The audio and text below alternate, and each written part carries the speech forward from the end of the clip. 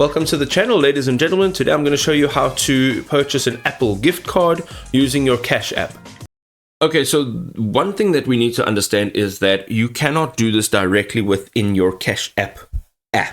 Okay, it will not be able to be done directly. Also, if you are buying the Apple gift card, then you won't be able to choose Cash app as a payment method.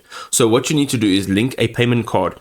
So this could be a bank account, a credit card, debit card, or your Cash app debit card, so that it's active and linked to your Cash app account.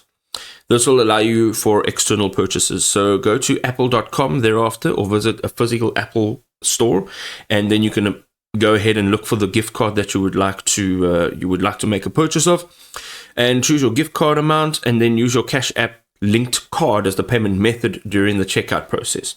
You can then get your digital code via email or physical card by mail and redeem it for Apple products, services, and digital content. Now, where you can buy this from is apple.com, that's their official website, an Apple store, which is a physical location, and then authorized Apple resellers, and then any other major retailers such as Target and Best Buy. Basically, you're taking your Cash app balance and you are transferring it to your credit card, debit card, or bank account, and then you're making the purchase like that. I hope this was helpful.